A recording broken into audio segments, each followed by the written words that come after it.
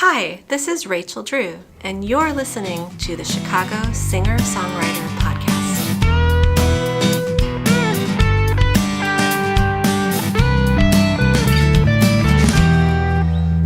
Hey, this is Chris Dever. I'm here with Rachel Drew at the Old Town School of Folk Music up on Lincoln.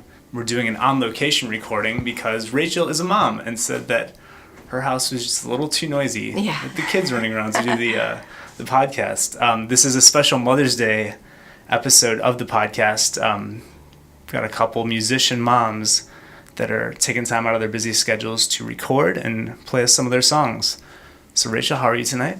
Oh, I'm so happy to be here. Thanks. Awesome. Thanks for having me. Well, I work at the University of Chicago, and I have two kids, and they're 4 and 7, and they're both boys. And I'm home with my 4-year-old on Tuesday and Thursday, and then I work the other days. There's homework at night with my first grader, and just basic survival things that I need to do. And then on top of that, I'm in a bunch of bands, and I am always trying to work on my music. So it's just really busy. I don't sleep enough. I don't imagine how you sleep at all. Yeah, that sounds exhausting. I actually don't sleep very much. But it's got to be really rewarding, though, to be able to do stuff. Maybe not day to day, but small victories. Where you're like, all right, I accomplished everything I set out to do today. Well, absolutely. So I have these kids who give my life meaning and take up every bit of who I am, and then I have my music, which gives my life meaning and takes up every bit of who I am. So it's just this constant, it's like hiking up a mountain constantly. That's how it feels, like throwing myself into the oblivion constantly. So. And unlike like a project or some other hobby, I mean, you're never done with music. You're never going to be done being a mom. It's something you're going to be doing for a very, very long time. Right. And I do think that the music, at the very least, feeds off of my experiences of being a mom, that I have an intense need to express myself as a person from being a mom, and that goes into my music. Interesting. I've got a 3-year-old myself. Okay. And kind of like stopped playing music for a while. Right. And then she was about 1.5 years, and I started picking it up more. And I didn't really know what it was, but I wonder if that's part of it, where you just sort of, you give yourself so much to this person. Right. You realize you need something for yourself too. And it's just as enriching. It's not like you're abandoning one to do the other, but it's like you have to keep yourself sane too. I do think that's absolutely true. That, you need it more once you're taken so much by these people you love. You need to have this other space more than you did before, even if you were always a musician. And you always have been a musician. I've always been a singer, and there's musicians on both sides of my family, but I never really adopted an instrument. I took piano lessons as a kid, and I would pick up the guitar every once in a while and learn 3 chords, but I never really sat down to learn guitar until I turned 30, which was 10 years ago. And there are a lot of reasons for that. I spent my late teens and all of my 20s and the beginning of my 30s fairly sick, with a lot of food allergies that I didn't realize I had. So I was sick all the time. And I had no energy to do anything creative. I actually don't know what my husband saw in me, but, he liked me anyway. I didn't want to go out very much. I just didn't do much. I was still listening to music. I was still singing, but I absolutely could not imagine. I had no ambition to be a performer in any way, even though as a teen, I was thinking that that's what I would probably do. It just all kind of fell apart in my 20s. I was too sick to do anything. And so when I was 32 is when I finally... when I was... I'm sorry, I should go backwards. You should cut this out. But I'm going to do plenty of that. Okay. So when I was 30, I started having really extreme joint issues and back problems. And a really good friend of mine who I work with still at the U of C recommended taking classes at Old Town, where she was starting to take classes. And so I did. I started taking classes the summer I was 30. And I honestly feel like it helped me through the intensity of the pain I had at that point. And just having the music, the energy of the music, and I was playing it all the time at home. I had no kids then. It helped heal what I was going through at that point. And then the real problem was my food allergies, which I figured out when I was 32. And then I immediately got pregnant. So all of a sudden I had the energy to start doing creative things, and I was creating a person at the same time. Wow, it's so funny how things like work out like that. Yeah. It's like you finally have the energy to do it. Right. And then bam, everything Bam! happens. Right. And right after my first son was born, was when I first started writing songs, even though I'd always had melodies coming to me and I'd always been singing. That's when it kind of came together, this need to write songs, the energy to write songs, and something to write about, all at the same time. Are your kids musical? Yes. I feel like I always sound like an asshole for saying so, but I definitely feel like they're both very musical and that I can relate to them that way and that they can relate to me that way. Yeah, it's great that like they have an interest in it and they at least appreciate what you're doing to some extent. Well, I mean, they don't necessarily like my music, but okay. They have their own music that they make. They both write songs. Really? Yes. My younger son has the most joyous melodies, and my older son, I would call him more dark and brooding. He has, songs that are angry, funny. He just has a variety of songs. And I don't think I was like that when I was little, but I think they're seeing me do it, and then they're just doing it on their own. They don't care. They don't like my songs, but they want to do it too. Yeah. Are they sharing their stuff with you, or do you just like hear them off in their bedroom? You're like, oh, let me listen at the door for a minute. They are sharing it, but they don't really want any comment from me about it. They want to just do it and have me hear it and say nothing. So that's ideal. If I say, oh, that's great, they'll be like, stop it, and run out of the room. And then my older son has started to not want to sing in front of me, and so he'll go in his room and I'll hear him in his room in the bathroom singing all the time, but not in front of me. Yeah, it's really cool that like you get to at least share that with them. Yeah, right. How else has having kids affected your creativity? I had a friend years and years ago, before I had kids, tell me that kids make you more you than you ever thought possible. That all the parts that you didn't realize were there come out, and they were always you, but they just come out. And so I do think that there's some activation that happens when you have kids where you come into the seat of who you are more fully, and that's certainly part of being an artist. It all works together. Is your husband artistic? Yeah, I would say that he is. He doesn't feel like he is, but he is conceptually very artistic and has tremendous ideas and really loves music and has great ideas about music. And sometimes will suggest things when I ask him to for arrangements that are really helpful. He's very respectful, though. He doesn't ever step on my music. He really feels like it's mine, so he stays out of it a lot, but he's also there when I need him. And I wouldn't be able to do any of this without his help, because he's with the kids right now. And Sunday night when I had band practice, he was with the kids. Monday night when I was performing, he was with the kids.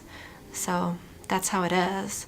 Did he have a similar transformation when you guys had kids, where he became more creative, or did you do the typical guy thing where it was like, they're kids, whatever, life goes on?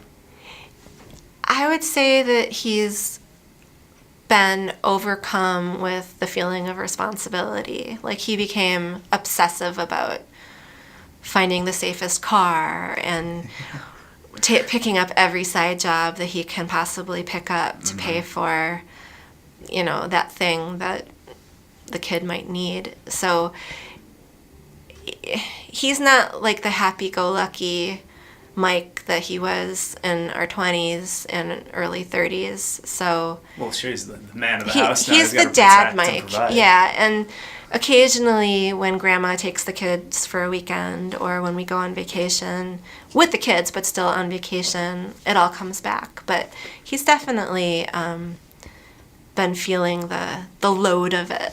And, sure. Yeah. And your kids are right at that age where, like, it's a lot. Yeah, they're active. They're in a lot of stuff. Yeah, they are. My older son's into sports, and my younger son isn't so much right now, but he's only 4. They play together a lot, which is great. Yeah. So they have each other, and they really get along a lot of the time, but not all the time. So there's a lot. They're boys. Yeah, right. They love each other, and they hate each other. Yeah. I had 2 younger brothers. Okay. I know exactly what I feel, yeah. Yeah.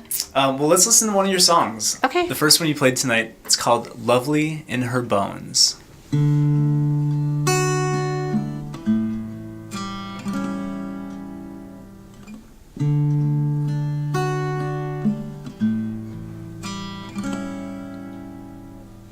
I knew a woman lovely in her bones.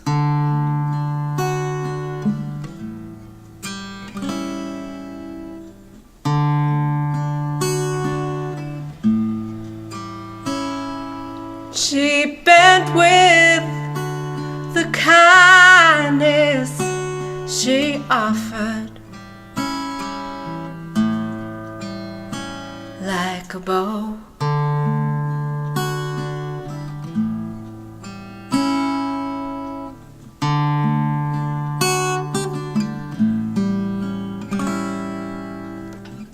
I will remember her kindness. I will remember her kindness.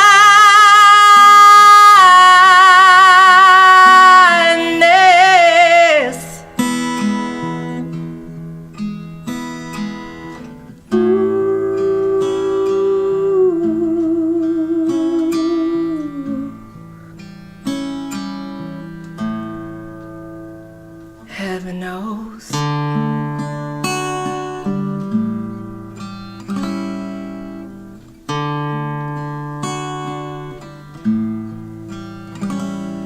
She cut up the apples she gave us in pieces to share.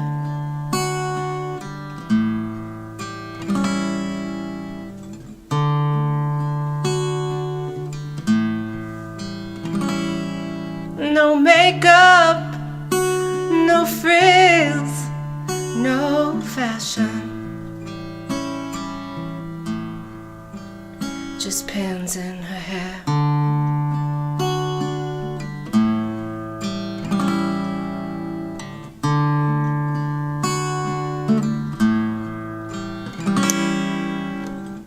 I will remember her kindness. I will remember her kindness.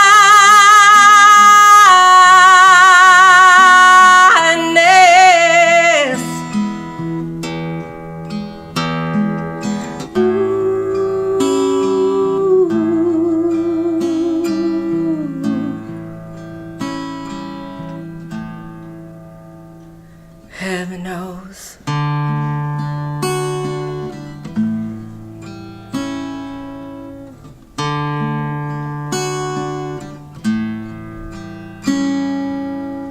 bird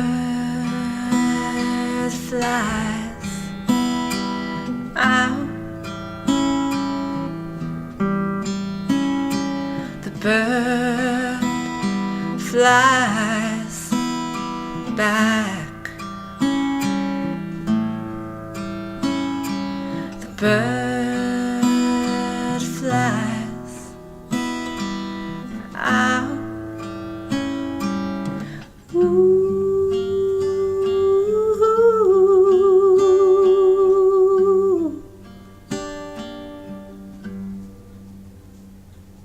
Heaven knows.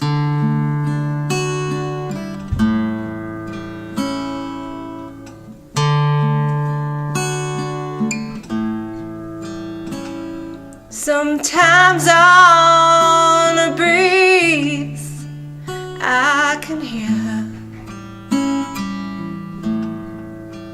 sing for the wind.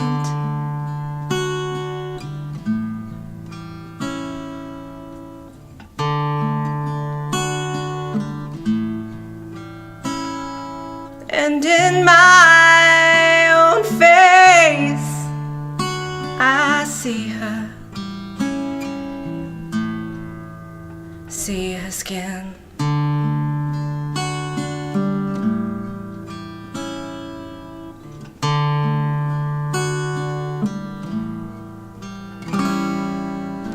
I will remember her kindness. I will remember her kindness.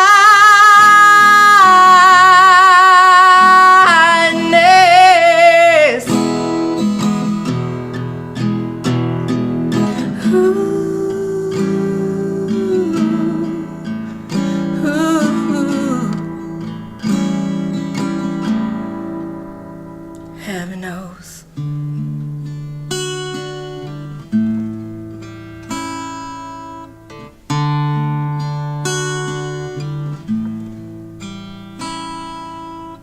I knew a woman lovely in her bones.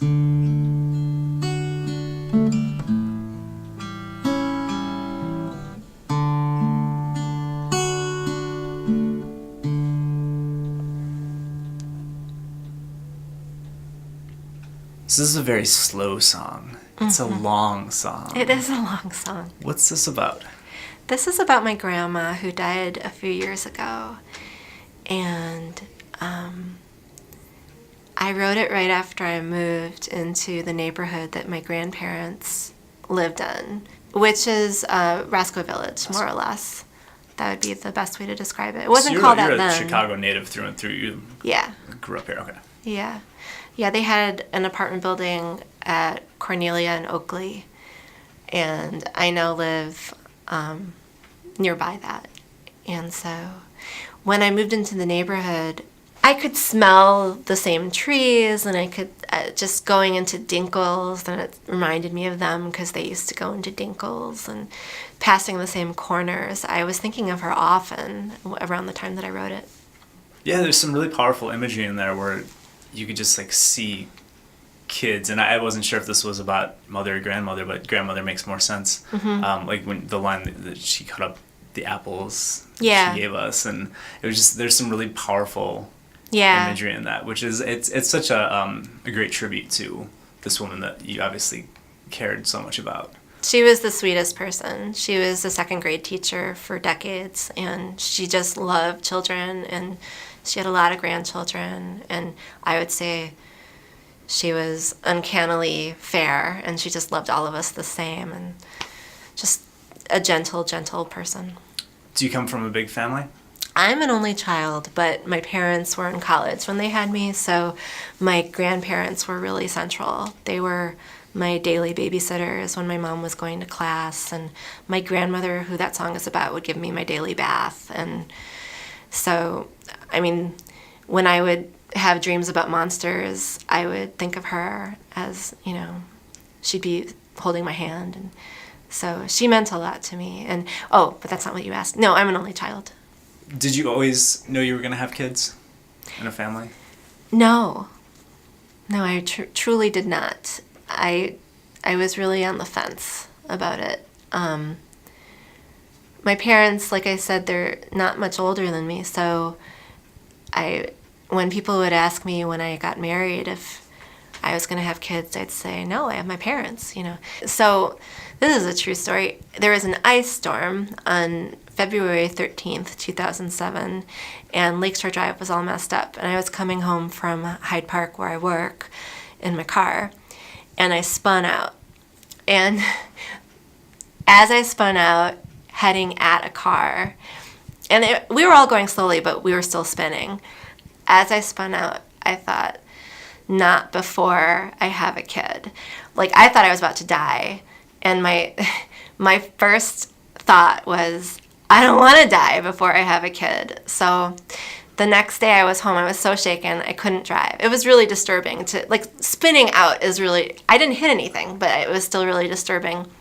I forget when somebody brakes too fast on Lakeshore Drive. Yeah. I completely sympathize. Yeah, so I don't remember, maybe because I was so upset, but my husband stayed home with me, and so that was the day my son was conceived. That was literally the day. Wow. And it happened to be Valentine's Day, but that's just an accident.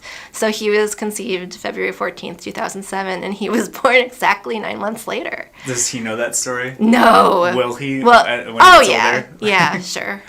Why not? Here's a good story for you. Yeah. Let's switch gears a little bit and go to your second song you played.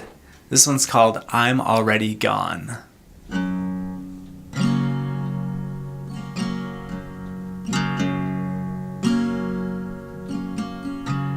It's better done than waiting for what's past. I can sew new wings upon my back.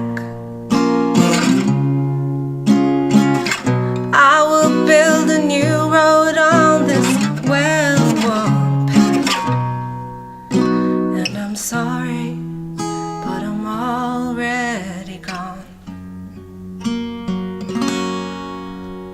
You said it doesn't matter what I say, that I'd never leave you anyway, that I'd never leave because it's just too much work. Well, I'm sorry, but I'm already gone. The eyes you see before you aren't here. I do not make a sound for your ears. I've gone elsewhere already, nowhere near. And I'm sorry, I am sorry. I never was someone to dream alone. I have to find out more on my own. It's sad to say, you only make me heavy in my soul. And I'm sorry, I am sorry. Sorry, I am sorry. Sorry, I am sorry. Sorry, but I'm already gone.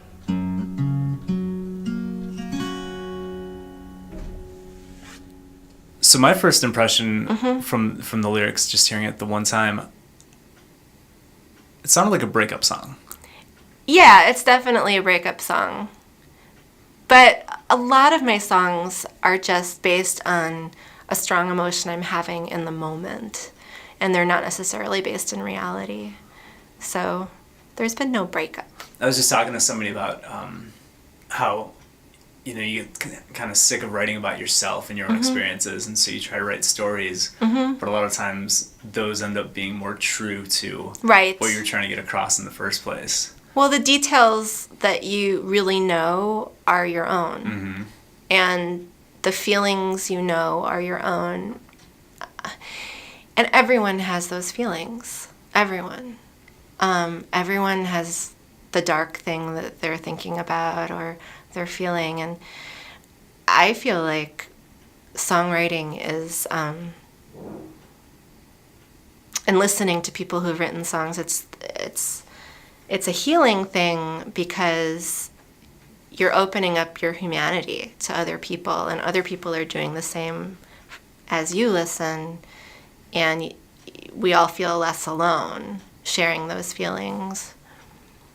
You just kind of answered the next question, which was going to be, do you feel self-conscious on stage, sort of so open and emotional, but it's more of a connection with the audience? Well, actually, this particular song I don't play very often because it doesn't make me feel good. So I actually don't play it very often. But what made you pick it for tonight? I don't know. I was planning on playing something else, and then I played that. Interesting. Yeah. And you mentioned you have 100-ish songs? I have over 100 songs. Man. Yeah. Where do you keep them? Do you record them all after you write them? Do you just have them written down and you remember how they go? I have phone recordings of most of them, and then I have demos of a lot of them. And a lot of the demos, well, all of the demos are made with someone who's a teacher here called Steve Dawson. And he teaches songwriting classes as well as guitar classes. And I owe him for sort of shepherding me into doing it. And so I was taking guitar classes with him, and he started teaching songwriting and asked me if I wanted to take a class. And at that time, I knew I wanted to write songs, but I just didn't imagine that I was actually going to ever do it. So it wasn't until I had a kid that I had the burning desire. He was my teacher for a long time, and that class requires you to write a song a week, and it can really be about anything. There's always an assignment, but it can be about anything.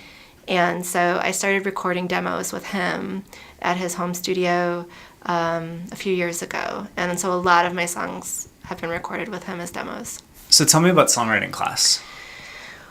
Well, when I first started taking it, it was just really inspiring to have all these other people in the room who were all coming from different places sing songs that were important to them. And these aren't performers, just express themselves through song.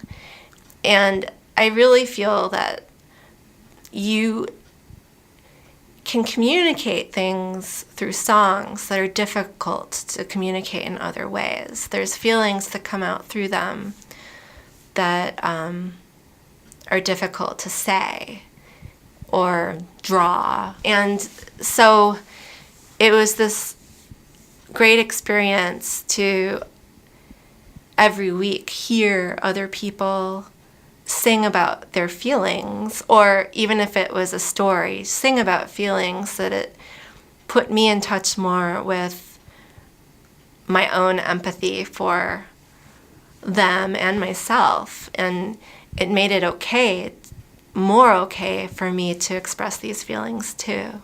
So it's been a great experience. So Shelley Miller, who we talked about before, was my first teacher here, and I love her. And she and I are in a rock band called Double Mint Mustache, and then she's my backup singer in my band, which is Rachel Drew and the Bitterroots. And I've sung backup for her in her band, which is Shelley Miller and the BCCs. And she and I both sing backup with Steve Dawson's wife, Diane Christensen, in his band, Funeral Bonsai Wedding. And we don't always sing backup for him, but we've done it a number of times, and so we're called the Bonzettes in that scenario. And then John Mead, who I've never taken a class with, but I've I started playing with in 2013, he and I are now in a number of bands. I sing backup in his band, in Andrea Bunch's band, who is his girlfriend, and he has a disco cover band that I'm one of the lead singers in, and apparently we're going to play some big gig this summer. I just found out today, so... So I thought you were super busy when you said just balancing the kids and the songwriting and the work before, but that's insane. That's amazing that you're able to do all those projects. Well, they're not every week, and so I actually recently stopped taking classes just because I am busy and I want to focus more on performing and really learning how to do that better, because I really wasn't performing when everyone else was learning how to perform in their 20s. I wasn't. So now that I'm 40, let's start, That's kind of where I am. So yeah. How do you feel about performing? I used to hate it. I used to feel sick for like a week beforehand and feel just sweaty and out of control and sick the entire time I was on stage. And now that I've been doing it a lot for almost 2 years, I don't feel that way anymore. I feel really focused when I'm in front of people, and the more people, the more focused I feel. And so it's just a matter of just doing it over and over. I think that's true of everything, and I think it would be true for anyone, that anyone who has a lot of stage fright, it will just go away. And you'll learn to use that energy to help you, because it's there for that. Did you play a lot of open mic nights in that time, or was it like playing with bands at gigs? The most helpful thing has been playing with bands at gigs with people who aren't afraid. And that's really been there have been so many benefits to playing with these people I just mentioned, but that's a huge part of it. It sounds like you've got a really great network of people. I mean, primarily it sounds like through just the Old Town School of Folk Music. If anybody's out there looking for musicians to jam with, Paul Ramirez recommended it when I interviewed him for the podcast. Oh, absolutely. It sounds like you are too. It's, come to the Old Town School, take some classes, meet the teachers, meet people in your classes, and get something going. Right. Exactly. Oh, another teacher I should have mentioned that I've been playing with more lately is Elton Smith, who's amazing. And he's never been my teacher, but I've worked with him in other bands, and so we've just started playing together more. And another one is Tom Ryan. We just played together on Monday. So the list goes on. I was going to say, at some point it's just going to be easier to say who you're not working with. Right. No, but I feel like it's a great thing to play with lots of different people, because we all learn from each other, and everyone has a different approach. So let's listen to your last song. Okay. This one's called I Wish I Was the Snow.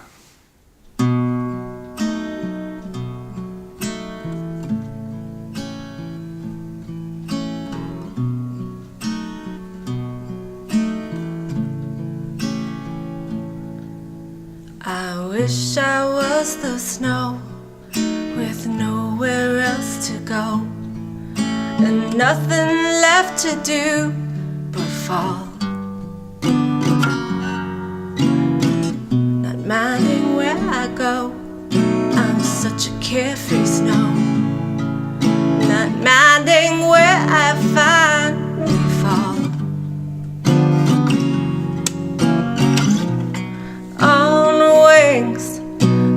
And sweet wings, it's such a gentle ride.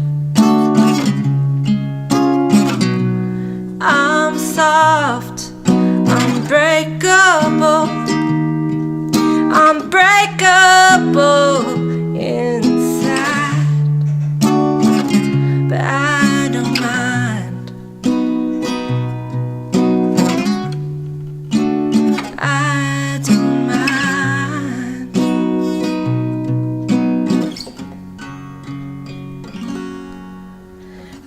Wish I was the snow with nothing on my back and nowhere else to go but fall.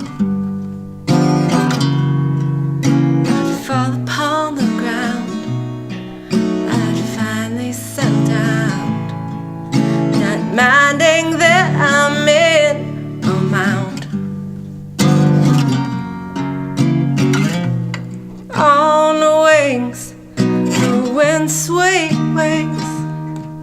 It's such a gentle ride.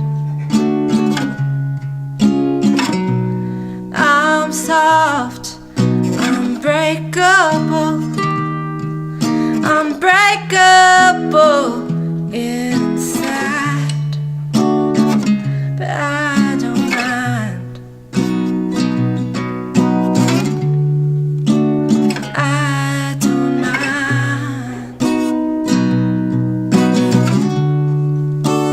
I don't mind.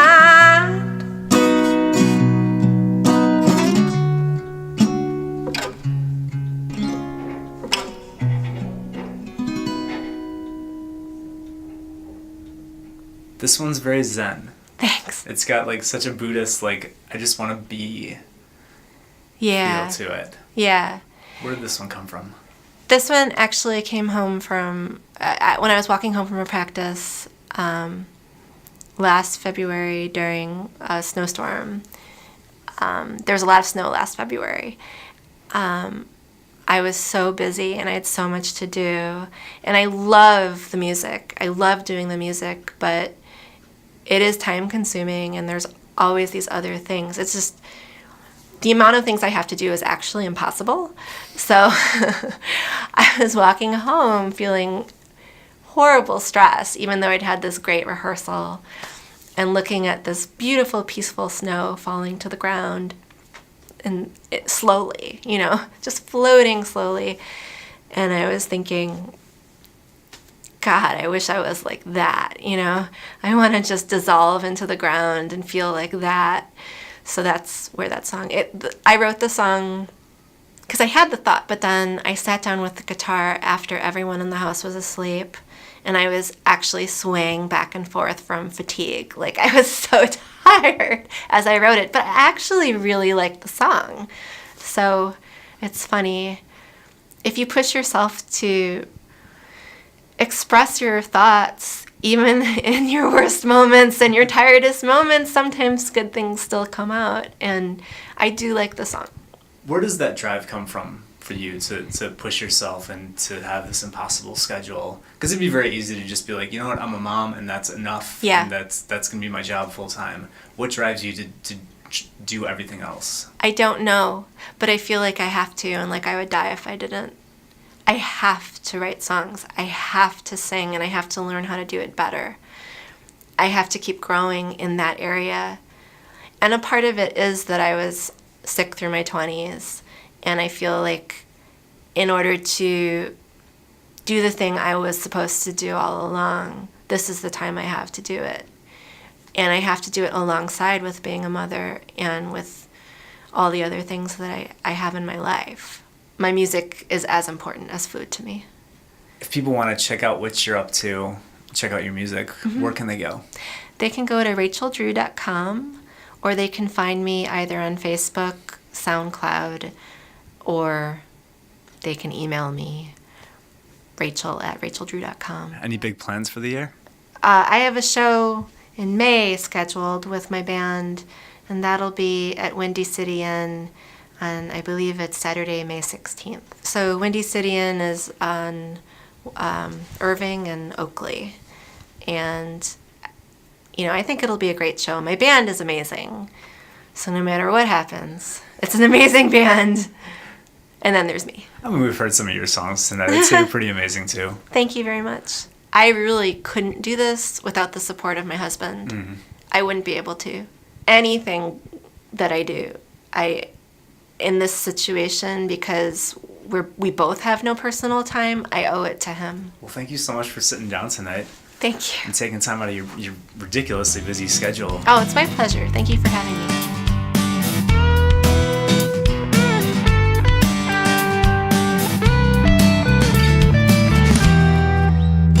Keep writing and keep playing, Chicago.